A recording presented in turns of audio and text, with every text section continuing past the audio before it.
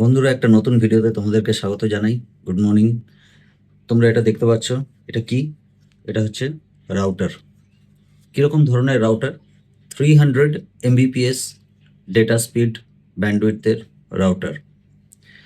এই রাউটার মূলত 2.4G wifi যে জেনারেশন আছে তাকে কানেক্ট করে। এবার কথা এই রাউটারকে নিয়ে কেন, বা রাউটার নিয়ে কেন, তার কারণ হচ্ছে যে আজকে আমরা ডিসকাস করব যে পাসওয়ার্ড ছাড়াই কিভাবে ওয়াইফাই সিগন্যাল কানেকশন করা যায়।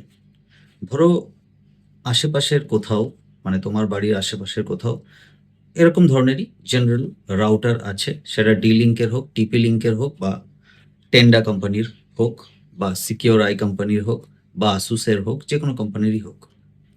তো সেই রাউটারের কিন্তু অ্যাকচুয়ালি যখন কানেকশন হচ্ছে তখন কি হচ্ছে না, যে ইন্টারনেট সার্ভিস প্রোভাইডার আছে, যদি রাউটার সিম এনাবেলড না হয় তাহলে সেই কেসেই যে ইন্টারনেট সার্ভিস প্রোভাইডার আছে সে কিন্তু DNS IP, static IP address, তার সাথে প্রক্সি সেটিংস, সমস্ত কিছু আইপি অ্যাড্রেস, ডিএনএস সব কিছু এন্টার করে দিয়ে যাচ্ছে। সেখানে একটা পাসওয়ার্ডও ক্রিয়েট করা হচ্ছে। আর সবথেকে বড় কথা হচ্ছে যে জায়গাটাতে খেয়াল রাখা হয় না সেটা হচ্ছে যে ওই 192.168.0.1 বা 192.168.1.2 এই ধরনের যে স্ট্যাটিক আইপি অ্যাড্রেসগুলো আছে, যেটা দিয়ে যে ক্রেডেনশিয়াল উইন্ডো আছে, স্ট্যাটিক আইপি পেজ আছে, ওয়েব পেজ রাউটারের, সেখানে এন্ট্রি করা যায়। তো সেই জায়গার যে ইউজার নেম আর পাসওয়ার্ডটা, সেটার অপশান আসলেও আমরা অনেক সময় কিন্তু চেঞ্জ করি না। সেটা ওই স্মল লেটার অ্যাডমিন আর অ্যাডমিনেই ছেড়ে দিই, যাতে আমরা নিজেরা সেটা ভুলে না যাই। তো সেই জায়গাটাতে যদি রয়ে যায় সেই রাউটারটা, আর যিনি রাউটার ইউজ করছেন তিনি ভাবলেন যে আমি তো ওয়াইফাইয়ের পাসওয়ার্ড তো ইউজ করেছি অলরেডি, কিন্তু রাউটারের কিন্তু ওই অ্যাডমিন আর অ্যাডমিনটা কিন্তু রয়ে গেছে। কিন্তু সেক্ষেত্রে সবথেকে বড় কথা হচ্ছে যে ইউজার নেম পাসওয়ার্ড দেওয়া তো রইল একটা। এবার হচ্ছে যে আমাকে দেখতে হবে এই যে রাউটার যে থাকে, এই রাউটারের পেছনে একটা রিসেট পয়েন্ট থাকে, WPS অপশন, রিসেট। তো এই রাউটারটা ধরো এখনকার দিনেরই, এই উইদিন 1 ইয়ারেই এটা কেনা হয়েছে। তো রাউটারের পেছনে যে WPS বাটন আছে, এই WPS বাটনের কাজ হচ্ছে যে এটা যদি তুমি 10 সেকেন্ড ধরে থাকো কন্টিনিউয়াসলি, যখন রাউটার পাওয়ার অন আছে, তাহলে কিন্তু রাউটারের মধ্যে যে পাসওয়ার্ড এন্ট্রি করা হয়েছে ওয়াইফাইয়ের, সেটা ডিলিট হয়ে যায়। ইনফ্যাক্ট যে স্ট্যাটিক ওয়েব পেজের যে আইপি অ্যাড্রেস আছে, মানে ইউজার নেম পাসওয়ার্ড আছে, সেটা বাই ডিফল্ট অ্যাডমিনে সেট হয়ে যায়। বা আমাকে দেখতে হবে যে এই রাউটারের ব্যাকওয়ার্ডে কোনো পাসওয়ার্ড দেওয়া আছে কিনা। রাউটারের ব্যাকওয়ার্ডে কিন্তু কোনো পাসওয়ার্ড দেওয়া নেই, শুধু ওই স্ট্যাটিক আইপি অ্যাড্রেসটাই লেখা আছে এই স্টিকারটার মধ্যে, শুধু স্ট্যাটিক আইপি অ্যাড্রেসটা দেওয়া আছে, কোনো পাসওয়ার্ড কিন্তু দেওয়া নেই।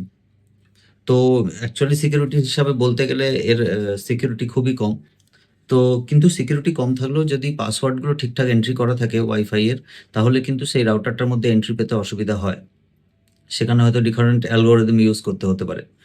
তো যাই হোক, তো আমরা এই WPS বাটনটা যদি ধরে থাকি, তখন রাউটারটার ওই সিচুয়েশনটা দাঁড়ায় যে ওটার মধ্যে যে ইউজার নেম পাসওয়ার্ডটা দেওয়া ছিল, যেটা লগইন ওয়াইফাই লগইনে দেওয়া আছে, এবং যেটা স্ট্যাটিক ওয়েব পেজে দেওয়া আছে, দুটোই কিন্তু ডিলিট হয়ে যায় এবং রিসেট হয়ে যায়। পুরোপুরি ফাঁকা হয়ে যায় না, রিসেট হয়ে যায়। ওয়াইফাইয়ের পাসওয়ার্ডটা পুরোপুরি খালি হয়ে যায়, কিন্তু স্ট্যাটিক ওয়েব পেজের আইপি অ্যাড্রেসটা, ইউজার নেম আর পাসওয়ার্ডটা কিন্তু রিসেট হয়ে গিয়ে অ্যাডমিন হয়ে যায়। তো সেক্ষেত্রে কিন্তু আমরা কোনো পাসওয়ার্ড ছাড়াই ওই রাউটারের যে স্ট্যাটিক ওয়েব পেজ আছে তার মধ্যে এন্ট্রি করতে পারবো। সবথেকে বড় কথা, যদিও ওই রাউটারের সাথে আমাদের আগে কানেকশন ছিল কিন্তু এখন নেই, হতেই পারে যে কেউ আমাদের পাসওয়ার্ডটা চেঞ্জ করে দিয়েছে।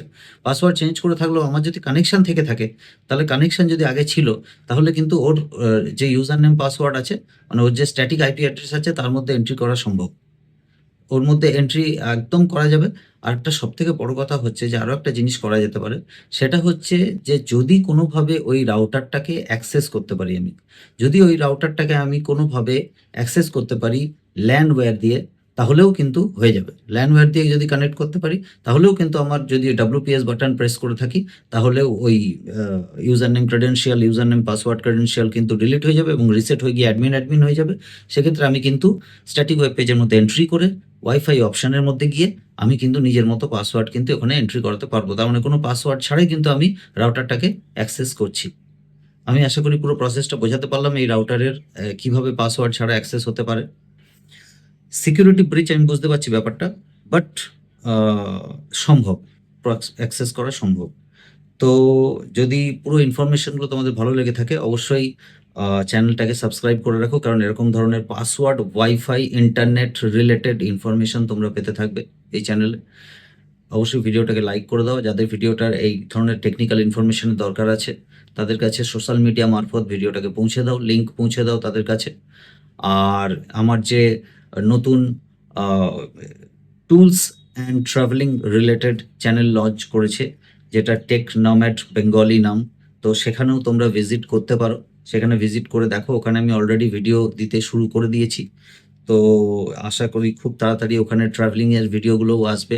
এখন ট্রাভেলিং রিলেটেড যে টুলস অ্যান্ড ইকুইপমেন্টস ইউজ হয় সেগুলোর উপর ভিডিও আসতে শুরু করে দিয়েছে।